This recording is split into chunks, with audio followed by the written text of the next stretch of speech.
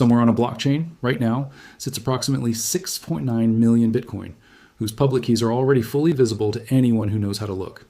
Every single one of those coins is theoretically waiting for a machine that doesn't exist yet. In early 2026, researchers told us how small that machine might actually need to be. The number they gave was not supposed to be this low. So did quantum computing just move the Bitcoin deadline up by 10 years? The honest answer is yes, with one critical caveat the headline almost certainly left out. For years, the standard dismissal of the quantum threat to Bitcoin followed the same logic. Breaking the elliptic curve cryptography protecting Bitcoin wallets would require a quantum computer with roughly 20 million physical qubits, a machine so far beyond any current technology that the threat was safely categorized as decades away. 20 million qubits gave everyone a comfortable buffer. Governments, banks, and crypto developers all operated under the assumption that there was enough time to migrate gracefully to solve the problem on an orderly schedule without the gun ever actually reaching the temple. The 20 million figure itself wasn't pulled from thin air. It came from serious academic work, including a landmark 2019 analysis that carefully modeled what a fault-tolerant quantum computer running Shor's algorithm would need to factor the prime numbers underlying elliptic curve cryptography at Bitcoin's key size. That number became the industry's mental anchor, the figure cited in board-level risk assessments, in regulatory filings, in conference talks, in almost every serious treatment of this threat anywhere in the public discourse. It was as close to settled science as this young field had produced on the question of how much time the industry had. Like and subscribe, because in March of 2026, the number that provided all that comfort was revised, downward, by a factor of approximately 20. On March 31st, 2026, Google's quantum AI team, collaborating with Ethereum researcher Justin Drake and Stanford cryptographer Dan Boneh, published a white paper that fundamentally changed how the security industry models the quantum threat to cryptocurrency. The headline finding was direct and alarming. Breaking the 256-bit elliptic curve cryptography, known as ECDSA 256, that secures Bitcoin, Ethereum, and virtually every other major blockchain could be accomplished with fewer than 500,000 physical qubits.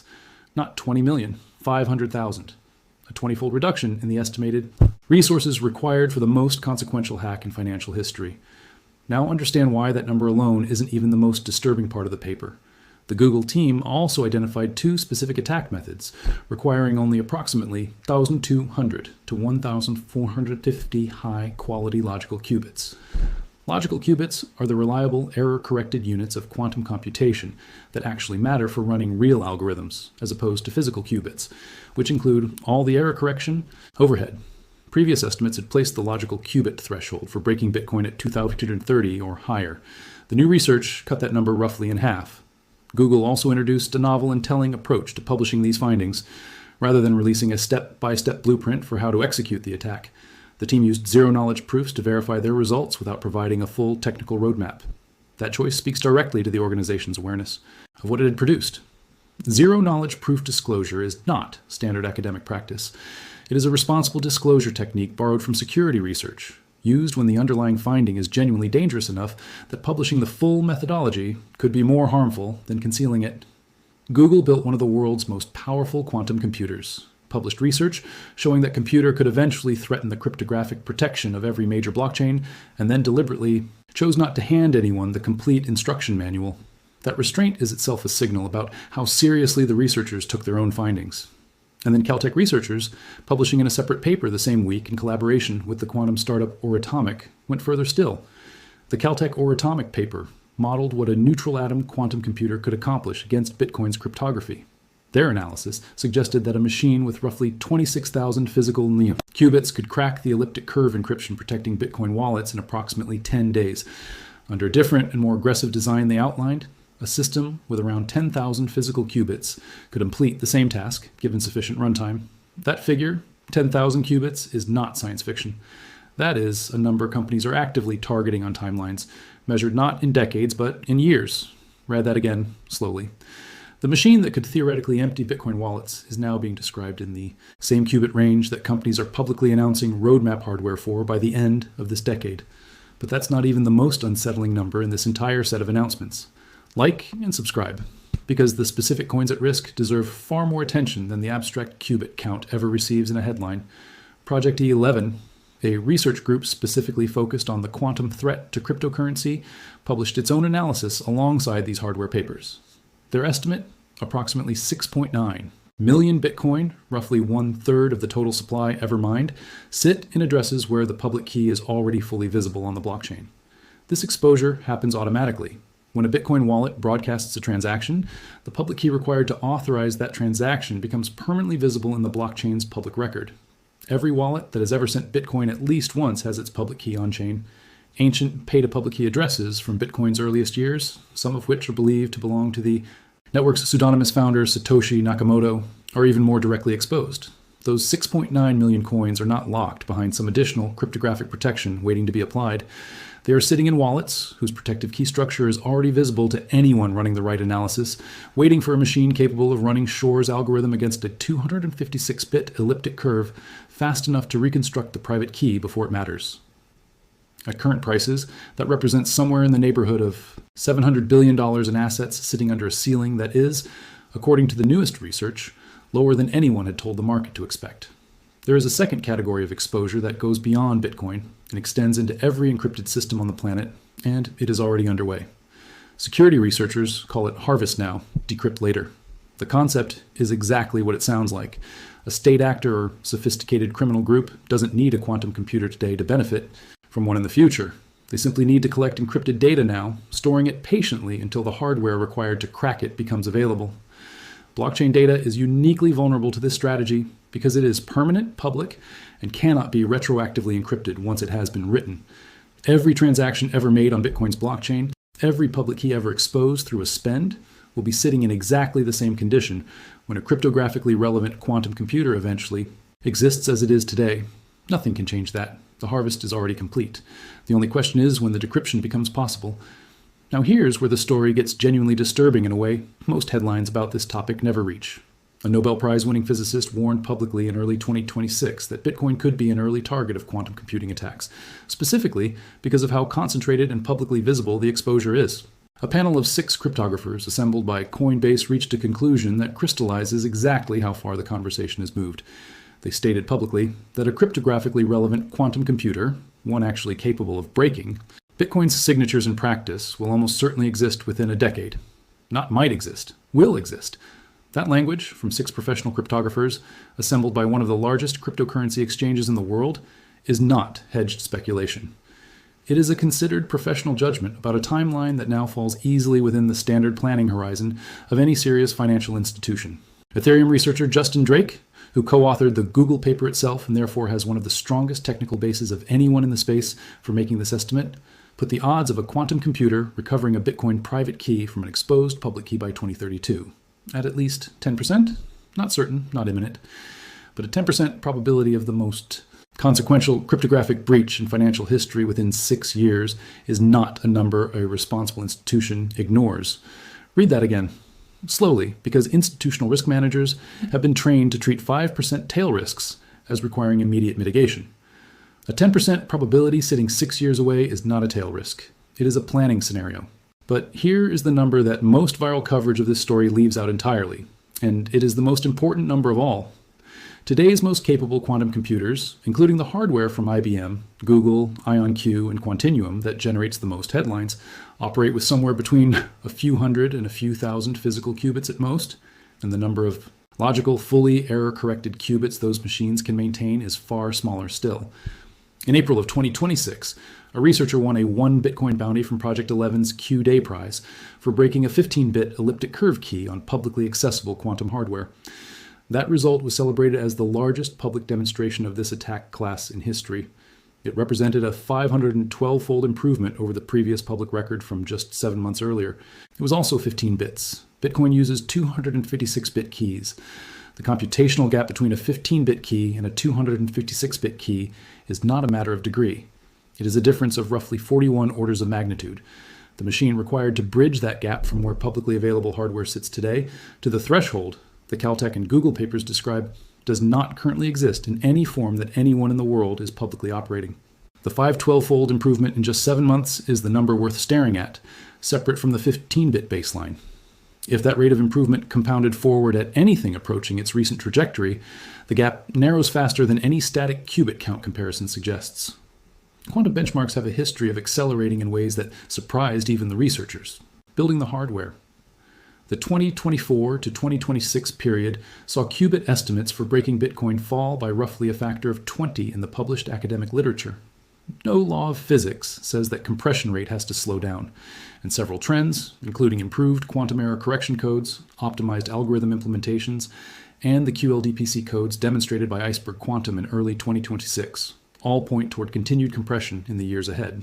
The hardware gap, even under the most aggressive revised estimates, remains approximately 400 to 500 times larger than today's best systems can deliver, before even accounting for the fault-tolerant engineering required to maintain the logical qubit quality those attack scenarios assume.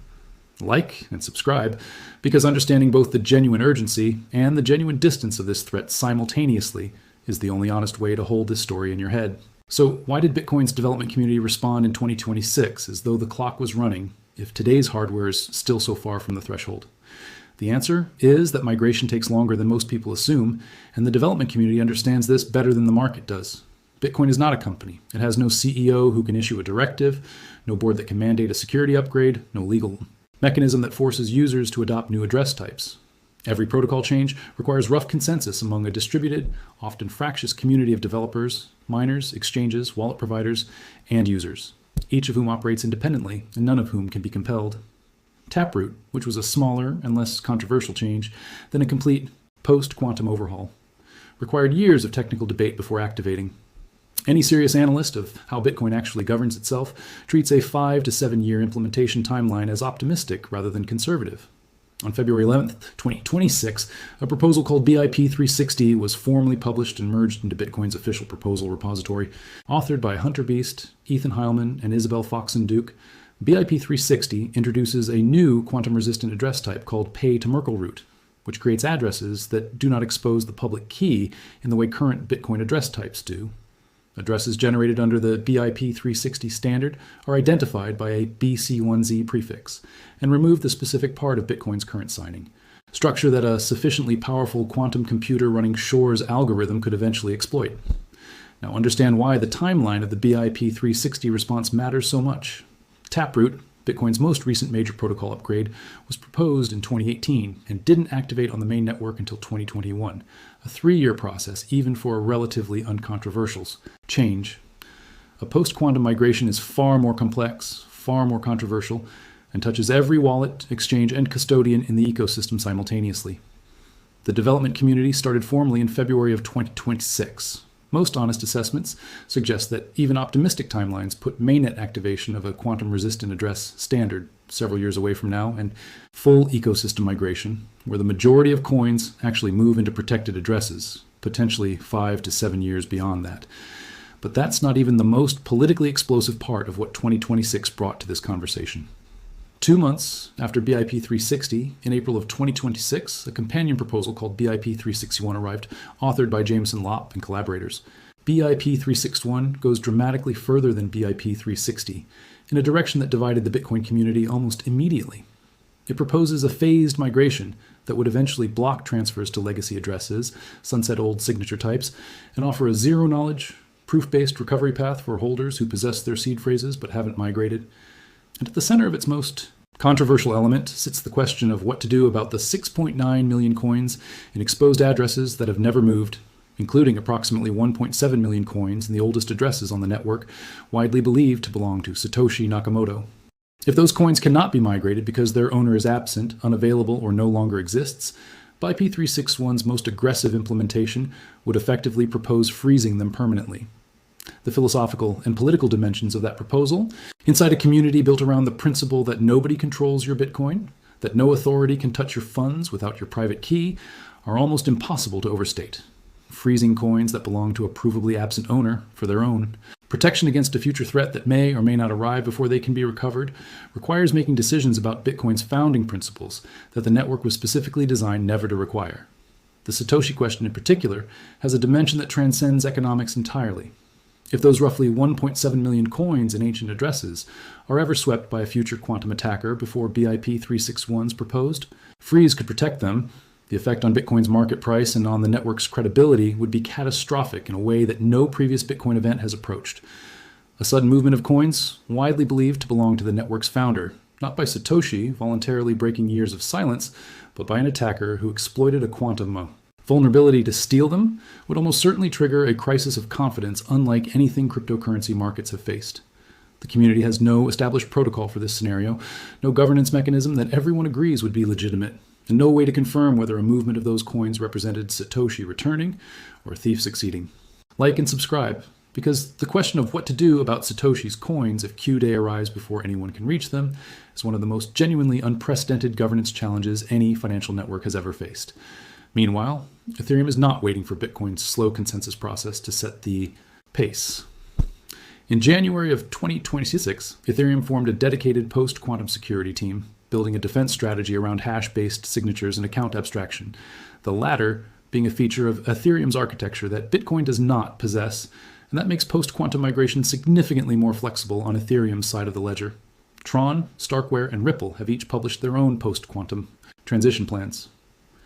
The cryptocurrency ecosystem as a whole is treating 2026 as the year this threat crossed from theoretical to operational planning. CZ, the founder of Binance, publicly stated in April of 2026 that quantum computing may break existing crypto encryption and that Bitcoin may need to fork to quantum-resistant algorithms. When one of the most recognizable figures in the entire cryptocurrency industry makes that statement on record, it signals something important about how the risk calculus has shifted among those who have spent the most time closest to this space. A few years ago, that same statement would have been dismissed as alarmist. Today, it is considered a reasonable assessment of a documented, measured, and accelerating threat. NIST, the United States standards body, finalized its first set of post-quantum cryptographic standards in 2024, providing the technical foundation the industry needs to actually implement quantum-resistant systems. Google's own infrastructure team set a 2029 internal deadline for completing its post-quantum migration. The White House, through the executive orders signed in June of 2026, set a 2030 deadline for federal agencies. Those deadlines are not based on the assumption that a cryptographically relevant quantum computer definitely arrives before then. They are based on the understanding that migration takes years, and beginning the migration before the threat is fully real is the only responsible posture available. The hardware trajectory, independent of any specific paper's conclusions, makes the direction of travel clear even when the precise timeline remains uncertain. Each year, the estimated qubit requirement for breaking Bitcoin's cryptography has fallen from 20 million to under 1 million to under 500,000, with separate analyses pointing toward 26,000 under specific architectural assumptions. Every iteration of this calculation has moved in the same direction. None of them have revised the estimate upward. That one-way direction of travel is the most important signal available, separate from any specific number. In technology development, when the resource requirement for an attack falls by a factor of 20 in 7 years, the question is no longer whether the remaining gap will eventually close. The question is only how long before it does, and that is a fundamentally different question than the one the cryptocurrency industry was answering 2 years ago. So back to the original question. Did quantum computing just move the Bitcoin deadline up by 10 years? The research published in March and April of 2026 genuinely compressed the theoretical resource requirement to a degree the market hadn't priced in. The gap between where hardware sits today and where it needs to be remains enormous, but the direction of the gap is unambiguous, the pace of compression is accelerating, and the migration required to protect one of the largest pools of financial value in the world is a multi-year process that nobody has yet started on the scale that will eventually be required. The deadline hasn't arrived, but for the first time in Bitcoin's history, the security community is no longer comfortable assuming there are 20 years left. There may be 10, there may be 7. In 7 years? Inside a financial network whose last major protocol upgrade took 3 years just to activate is not as comfortable as the number sounds. Every person holding Bitcoin in a wallet that has ever broadcast a transaction on chain is, from a purely technical standpoint, already holding coins whose quantum exposure is permanent and irreversible. The public keys are on the blockchain forever. The only variable that has changed is how far away the machine capable of exploiting that exposure actually is. In 2024, the best estimate said that machine was still at least a generation away. In 2026, the same institutions whose hardware research sets the pace of this entire field are quietly setting internal migration deadlines in the 2029 to 2031 range. Those two facts, taken together, tell you everything you need to know about how quickly the industry's own assessment of this threat has changed, and how little of that change has yet been reflected in the price, the governance, or the migration behavior of the market holding the coins.